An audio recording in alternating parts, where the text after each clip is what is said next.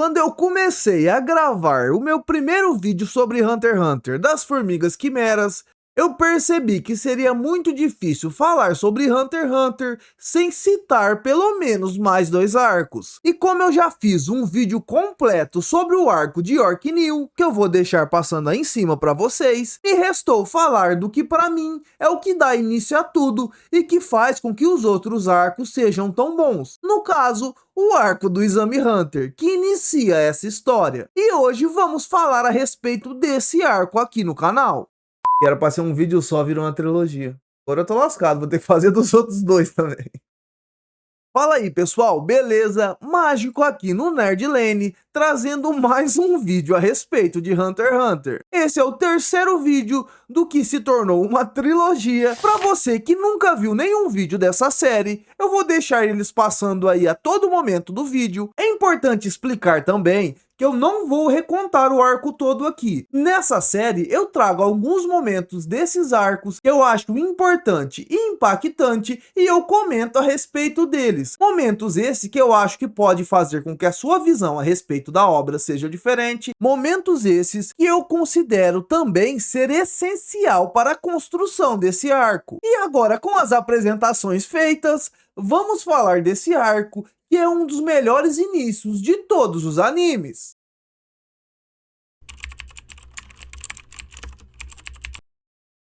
Eu não sei se é porque eu assisti Hunter x Hunter um pouco mais velho e o início desse arco me pegou tanto. Isso porque, apesar de não considerar esse arco genial como os outros 2 que eu tratei aqui no canal, ele tem uma abordagem com seu quarteto principal no início da obra extremamente carismática. Diferente do que a gente está acostumado em muitos animes, aqui não temos o diferentão, o fodão que fica fazendo pose a todo momento. Os 4 protagonistas aqui são bastante carismáticos. Mesmo que bem no comecinho eles não estejam todos juntos ao mesmo tempo, vemos que todos eles têm seus pontos principais de carisma, com quem iniciamos essa jornada. Além de uma ingenuidade extremamente cativante, ele também tem uma pureza que só caberia para alguém que viveu a vida inteira em uma ilha isolada. Esse menino é doentinho, né? Doentinho, ele é doentinho.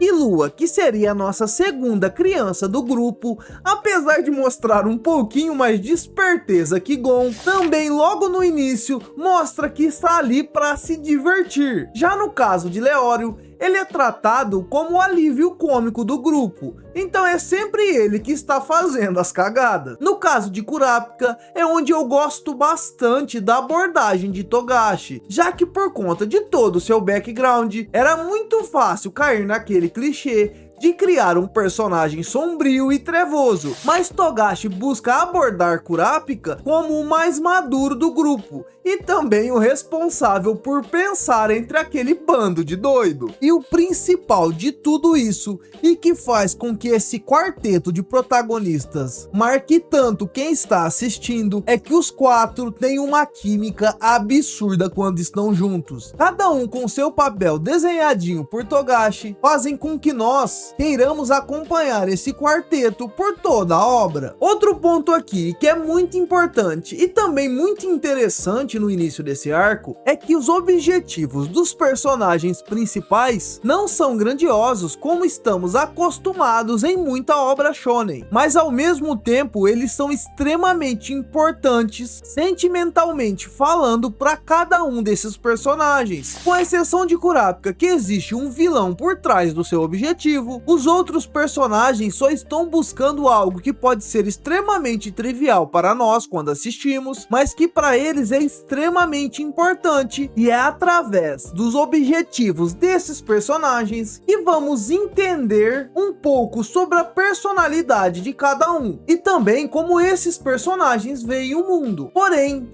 tem um personagem que foge de tudo isso e que por muita gente é considerado o 5º protagonista dessa obra, porém não sabemos nada sobre ele até hoje em dia.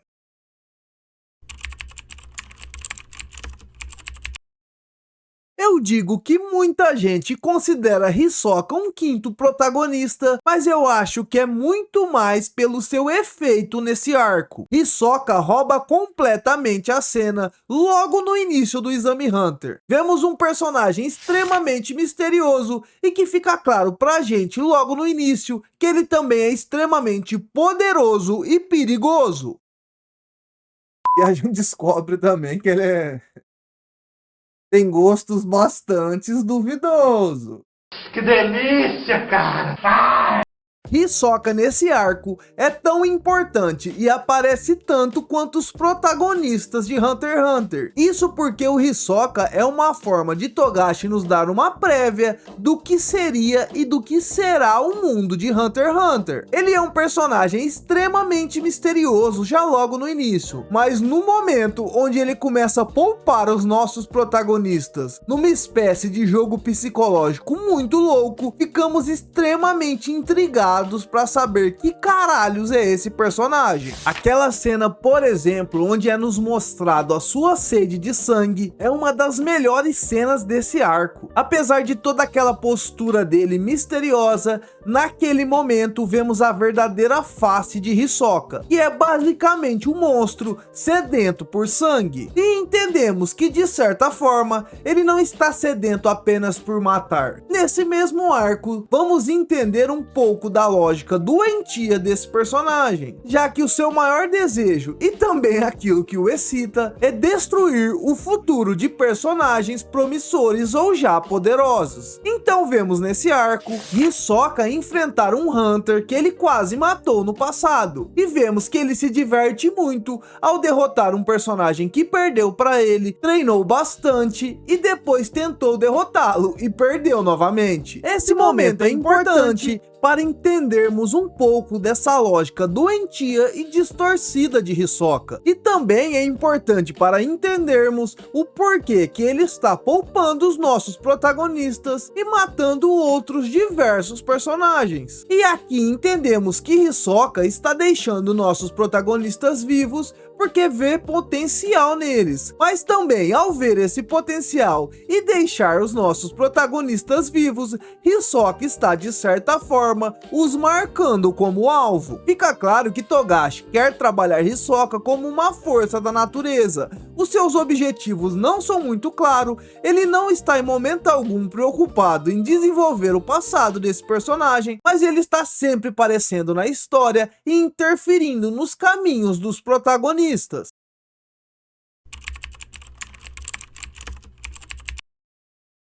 Não é à toa que o nome desse arco é Exame Hunter. Isso porque o ponto central dessa trama é o Exame Hunter. E o que motiva os personagens, principalmente nossos protagonistas, que ser um Hunter, além de significar muita coisa como vamos ver, também significa basicamente você ter passagem livre para o mundo todo, além de diversas facilidades. E é justamente essas facilidades que se encaixam justamente para facilitar com que os nossos protagonistas alcancem seus objetivos. A primeira coisa muito interessante de Hunter x Hunter nesse quesito é que ser um Hunter pode significar ser muitas coisas. Como vemos nesse arco mesmo, existem Hunters gourmets, existem Hunters que caçam relíquias pelo mundo, existem Hunters biólogos que procuram animais raros, enfim, existem diversos tipos de Hunters. E nem todos eles estão envolvidos diretamente com batalhas. Sendo assim, ser Hunter não é uma prova de força, mas o que descobrimos ao longo desse arco é que mesmo os Hunters gourmets precisam ter coragem e força para continuar sendo um Hunter. Togashi é altamente reconhecido por quebrar clichês nas suas obras e também por subverter expectativas. E quando ele nos apresenta os Hunters e o Exame Hunter, é justamente isso que ele faz. Já que lá no início, quando vemos Gon falando que queria ser um Hunter, no início início pensamos que seria mais uma daquelas organizações que defendem o mundo ou defendem o reino, como é comum em anime shonen, mas descobrimos que na verdade os Hunters são muitas coisas, e não necessariamente eles são combatentes ou defensores de algo. Na verdade, a grande maioria não é. E as provas do Exame Hunter refletem exatamente isso, incluindo provas de coragem, como acontece no barco que está levando os nossos protagonistas para o Exame Hunter. Também tem provas sobre a moral dos nossos personagens, como a pergunta que eles têm que responder antes de conseguir seguir para o Exame Hunter. Mas obviamente, os combates também são presentes nas vidas dos Hunters. Até porque, como vamos descobrir no futuro, os Hunters também são chamados para situações de emergência, e essas situações geralmente envolvem combate. Mas na minha opinião, é na prova de roubar as placas que Togashi brilha demais, e também para mim é o melhor momento desse arco. Isso porque através dessa prova conseguimos entender exatamente o que significa ser um Hunter. Essa prova basicamente estipula uma numeração para as plaquinhas de cada um dos personagens, incluindo a sua própria plaquinha. Também, antes de partir para a ilha onde essa prova vai ser realizada, vai ser definido para cada um dos personagens um alvo, e a plaquinha desse alvo vale mais pontos no final do exame. Sendo assim, quem somar a quantidade de pontos necessária passará para a fase final. Uma prova de fase de exame que existe em muitos animes, e Togashi ainda vai lá e coloca um monte de complexidade nessa prova. Acertou, miserável. Deixa eu ver. Fazendo com que os personagens tenham que fazer conta e uma matemática, além de batalhar e se proteger. Além disso, é nessa prova que entendemos como funciona a Associação Hunter. E isso porque o objetivo dessa prova é passado para os candidatos. Porém, a forma como eles vão fazer isso depende exclusivamente deles, mostrando que a associação espera apenas resultado dos seus Hunters. E isso fica mais evidente ainda quando vemos que algumas pessoas com moral extremamente duvidosa e que estão cometendo assassinatos durante o exame, continuam fazendo o exame como se nada tivesse acontecido, mostrando que, diferente daqueles grupos de elite que existem nos animes que estamos acostumados, a Associação Hunter também quer pessoas de elite no seu grupo, mas elas não estão preocupadas com a moral dessas pessoas, contanto que elas executem as tarefas que a Associação Hunter acaba sendo destinada a cumprir. Outra vez, Togashi subverte um clichê do gênero shonen, criando algo bem mais complexo e cheio de camadas do que estamos acostumados. E é nessa fase também do exame que tem uma cena que para mim é muito impactante, já que, como eu disse lá atrás, os personagens tiraram plaquinhas de seus alvos. E Gon se lascou completamente e tirou a plaquinha de Hisoka. E é muito legal ver que Togashi não tem medo nenhum de mostrar que Gon está se borrando de medo. Eu adoro essa cena porque em poucos animes você vai ver o seu autor mostrar o seu protagonista, que é a cara da obra, morrendo de medo. E faz todo sentido que ele tenha medo. Até o momento ele viu Hisoka matar as pessoas com extrema facilidade e frieza, e agora ele tem que caçar esse cara em uma floresta. E eu tive medo e fiz isso. Porra de fuder, né? E todo cagado de medo com a mãozinha tremendo. E após essa prova, com nossos protagonistas passando no teste, se encaminhamos para a parte final desse arco.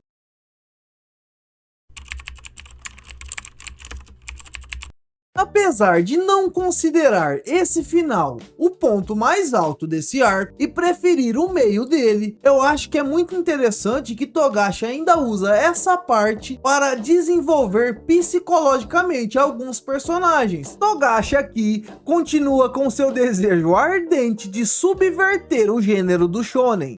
Eu tenho uma frase comigo, Rosenil: se não mudar, não muda.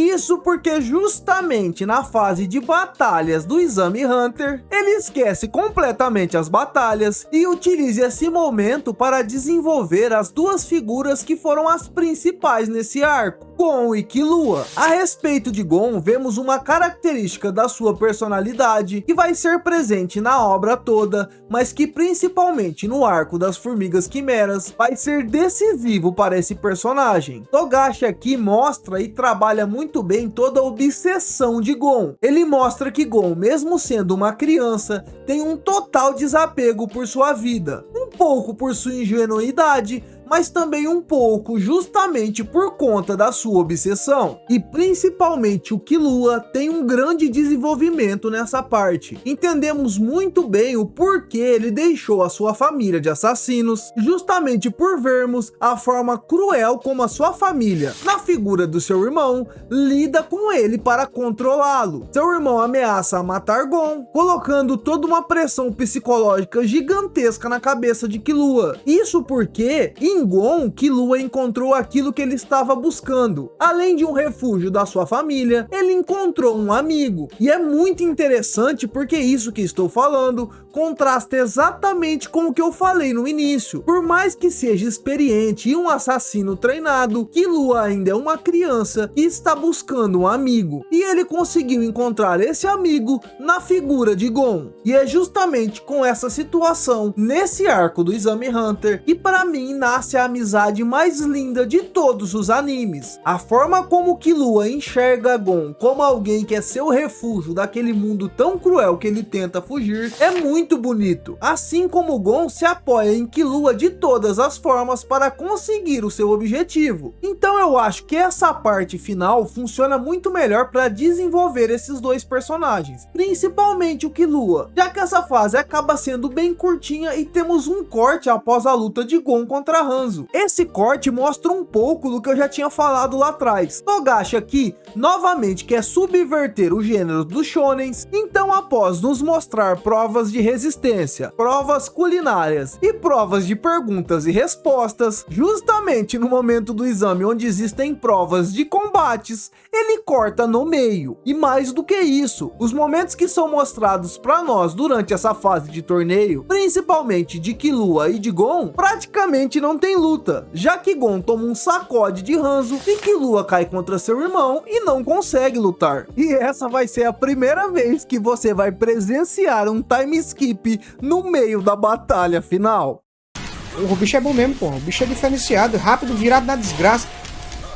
Então, após esse time skip de Togashi, eles pegam ovo, pega a plaquinha, responde pergunta pra véia, aí na hora de lutar ele corta, aí é foda.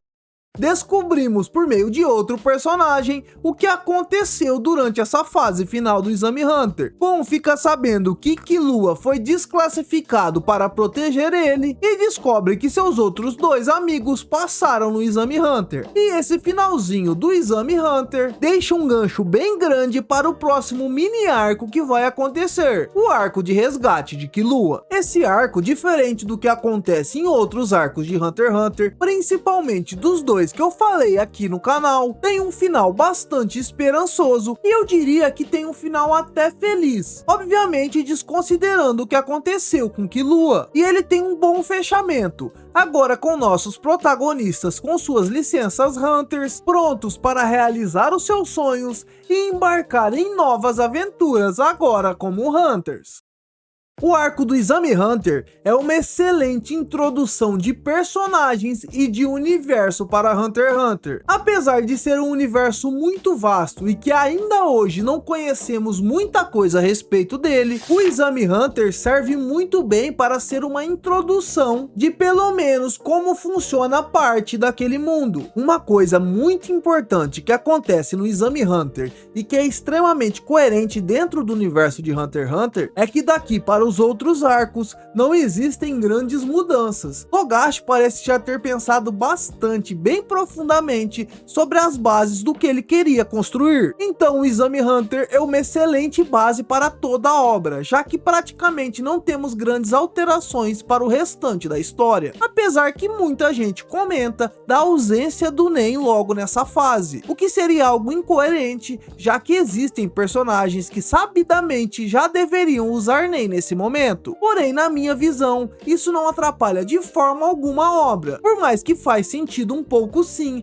afirmar que talvez Togashi nesse momento da obra não tinha pensado nisso. Mas independente se Togashi pensou sobre o Nen logo no Exame Hunter ou não, o que dá para afirmar com segurança é que o arco do Exame Hunter é um excelente início para um dos animes mais aclamados de todos os tempos.